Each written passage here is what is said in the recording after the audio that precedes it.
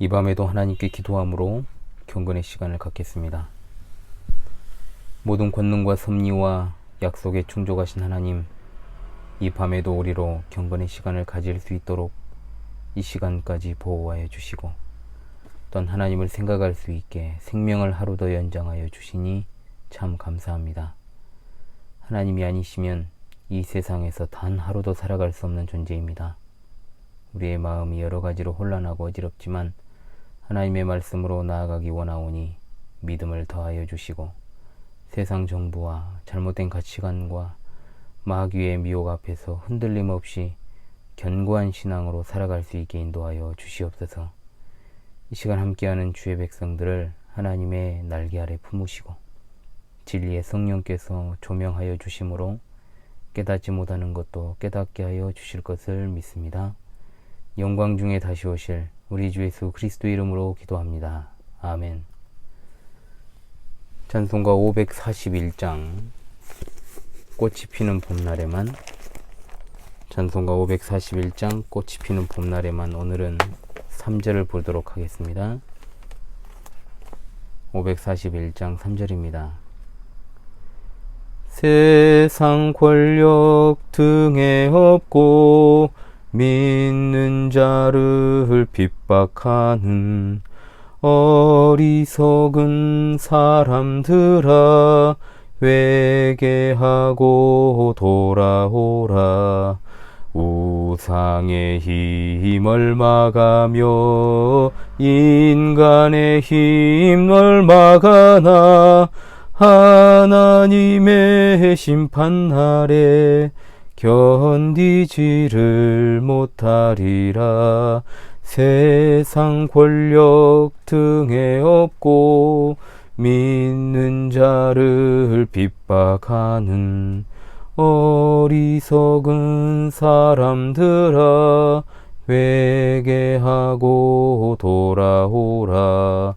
우상의 힘을 막아며 인간의 힘을 막아나 하나님의 심판날에 견디지를 못하리라. 아멘. 하나님의 말씀 보겠습니다. 하나님의 말씀은 사도행전 2장 14절로 21절의 말씀입니다. 사도행전 2장 14절로 21절의 말씀을 제가 낭독하도록 하겠습니다. 베드로가 11 사도와 함께 서서 소리를 높여 이르되, 유대인들과 예루살렘에 사는 모든 사람들아, 이 일을 너희로 알게 할 것이니 내 말에 귀를 기울이라.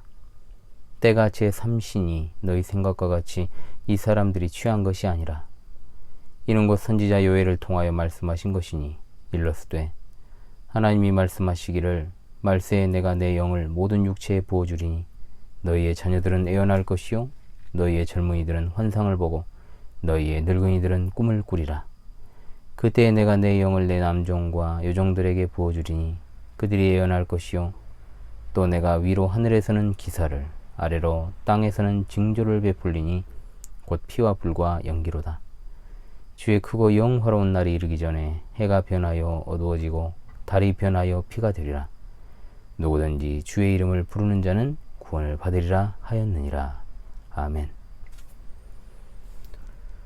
지난 시간에는 역사적인 오순절 성령 강림 사건을 통해 새 시대의 시작을 알림과 동시에 복음의 세계 전파를 알리는 신호탄적인 성격의 놀라운 일을 살펴보았습니다.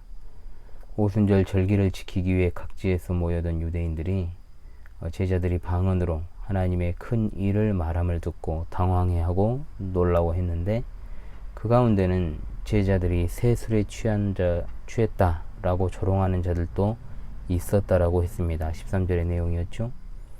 이런 당황해하는 그들과 조롱하는 사람들에게 베드로는 성령의 역사하심과 그 방언의 현상을 설명하기 위해 담대하게 모인 군중 앞에서 설교를 한 것입니다.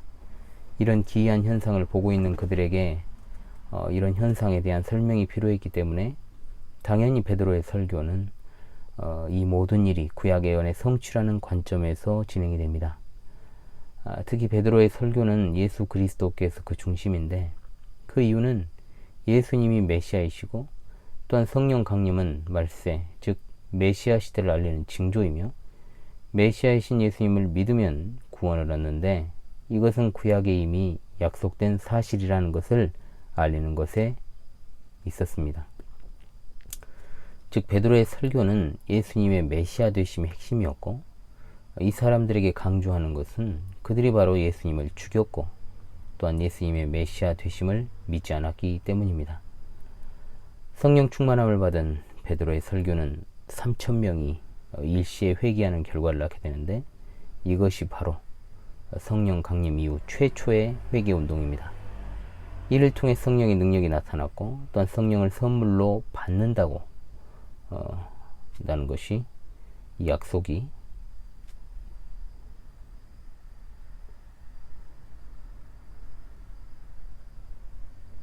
이를 통해 성령의 능력이 나타났고 또한 성령을 선물로 받는다고 하는 이 약속은 유대인만이 아니라 이방인에게도 하신 말씀이로 하나님의 보편적 은혜의 메시지가 담겨 있습니다. 성령 안에서 민족, 계급, 성별의 모든 담이 허물어지고 하나가 됨으로 말미암아 모든 성도가 하나님 나라의 시민권자가 되는 무한한 가능성을 보여주는 사건이 바로 오순절 성령 강림이라는 것을 베드로가 담대히 선언한 것입니다. 이 오순절 성령 강림 사건은 단회적인 것이지만 오순절의 설교는 여전히 우리에게, 그리고 이 시대에 증거되어야 할 진리라는 사실을 믿으시기 바랍니다. 그런 마음가짐으로 베드로를 통한 오순절 메시지를 마음에 새깁시다. 첫 번째 핵심은 구원의 문이 모든 이들에게 열렸다는 것입니다. 먼저는 베드로가 15절에 차분한 어조로 말합니다. 때가 제3신이 너희 생각과 같이 이 사람들이 취한 것이 아니라고 말입니다. 유대인들의 낮 시간의 개념은 해가 뜰 때부터 해가 질 때까지 12시간을 말하는데, 당연히 겨울은 해가 늦게 뜨지요. 제3시라는 말은 유대인의 시간으로 현재 우리의 시계로는 오전 9시를 말합니다. 현대인의 상식에도 아침부터 술을 마시는 사람은 거의 없습니다. 또한 오전 9시는 유대인들의 기도 시간이었기 때문에 베드로는 술에 취하였다 비난하는 사람들에게 상식적인 선에서 그럴 수 없다라고 이야기한 겁니다. 그리고 핵심 메시지가 등장합니다. 바로 선지자 요엘을 통해 하신 말씀, 요엘 2장 28절로 32절을 인용하면서 군중들이 목격한 바로 그 사건이 요엘 선지자를 통해 이미 주님이 예언하신 것임을 드러냅니다.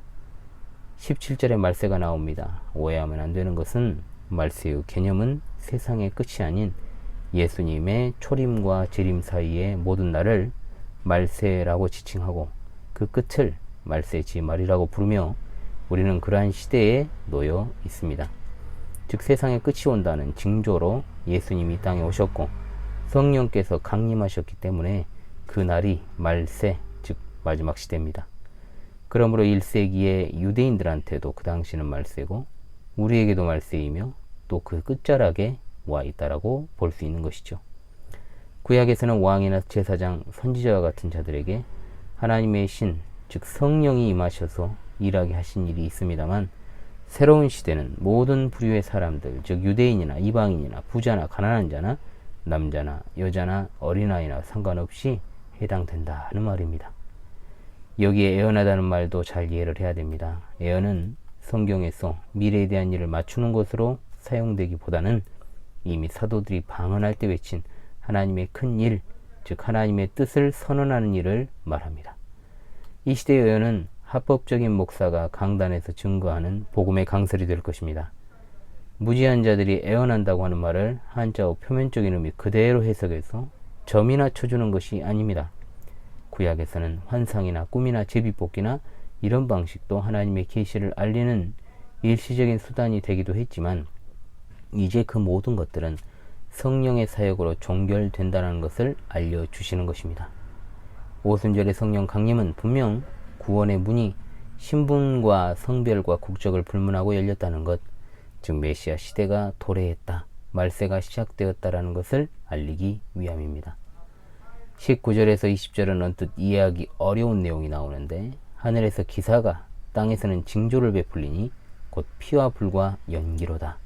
주의 크고 영화로운 날이 이르기 전에 해가 변하여 어두워지고 달이 변하여 피가 되리라.